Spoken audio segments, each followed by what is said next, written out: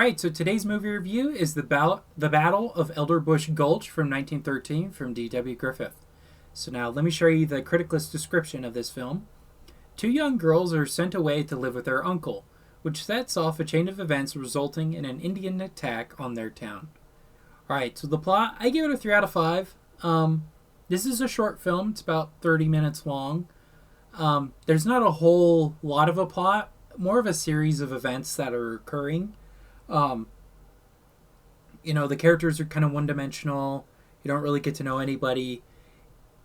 And that's kind of typical of silent films from this time period, like long before the 1920s and whatnot. This is more of just showcasing a quick story on the screen. Like I said, it's only about 30 minutes, so that's not enough time to get to know anybody, really. I thought it was okay. I do think D.W. Griffith does better with much longer storylines, like with Intolerance and Birth of a Nation, where we kind of get to know the characters a bit more. I mean, it's 3 hours, so either get 30 minutes or 3 hours, right? But that wasn't uncommon at the time. It was expensive, and just the reels that they would film onto, they can only fit about, I want to say it was like 15 or 16 minutes. So this one right here is already a 2-reeler. That's pretty expensive and difficult to sell wide. But eventually they found ways of improving that. But like I said, the narrative was interesting, following the plight of these characters.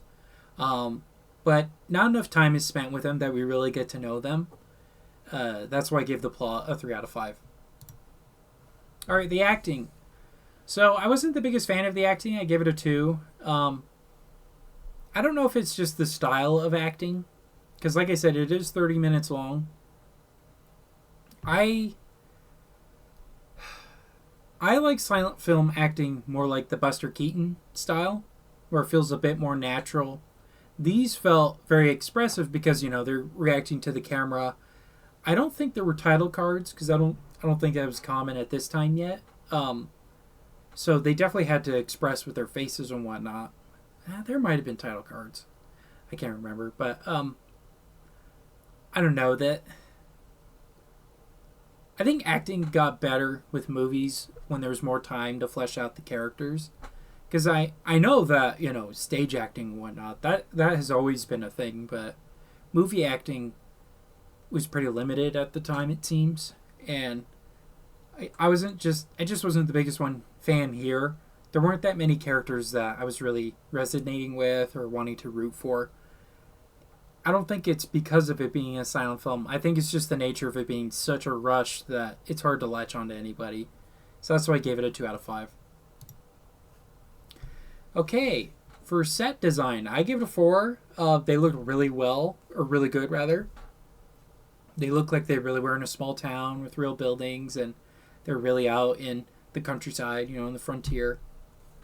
Looked really, really good. I'm certain he probably was filming... Was he in California by then? I can't remember if Griffiths started out in California or if he was like everybody else in New York, but this definitely felt like more of the countryside or more in a rural area where they were filming. So it looked really good. That's why I gave it a 4 out of 5. Like, it felt like we really were in a hardware store. We really were in this cabin and all that, and really out in the woods. Felt very realistic. 4 out of 5. Alright, cinematography. Give it a 3. It's pretty good.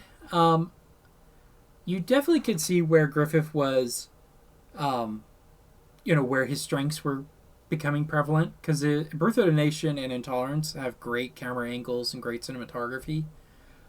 They came out a couple years after this one. This one is pretty flat, like a stage, which, again, commonplace of the time. But I will say the copy that I saw, it was a little rough telling, which character is which and what was going on, just due to the limitations of the print.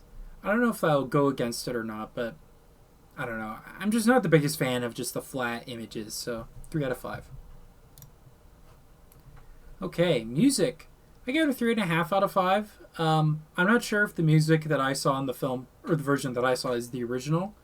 And I don't even know if in 1913 that they had scored musical scores that would accompany silent films like they did in the 20s. It may have been like what was the case where whatever music they had or the piano that they had, they just played whatever music. But the version I saw was just okay. Again, not sure if it was the OG or not. 3.5 out of 5. All right. So overall, that brings my Criticalist score to a 3.1 out of 5. And that's a 62%. So now let me break down my Criticalist score. Graphic language, none. Violence, there's some shooting and violence, with the Indians and the settlers, but no blood or anything like that, really. It's pretty tame. Nudity, sexual content, none. Political bias, I think that's debatable because Griffith was a very controversial filmmaker even at this time. I don't think this was revisionist, though, or anything like that. A lot of people say that about Birth of a Nation, that it's revisionist history and whatnot, and I don't completely disagree with it because it definitely goes against the narrative that you're taught nowadays in school about the Civil War and the Reconstruction era. This film doesn't have a lot of that, though. It just seems pretty straightforward. So it doesn't seem like there's any political intentions here. Right, family friendly? Not really. I don't think kids would like this film. Entertainment value? The ending shootout was really interesting and really entertaining. Probably the best part for me. But yeah, that's about it. So would I recommend this movie? Honestly, only for the curious. His feature-length films are probably a better choice to start out with.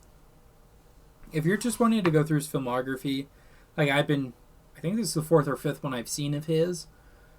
It's got to be the 5th one, I think. Yeah. I'm curious about him as a liker of film history. But I wouldn't say the average person would like or enjoy this film.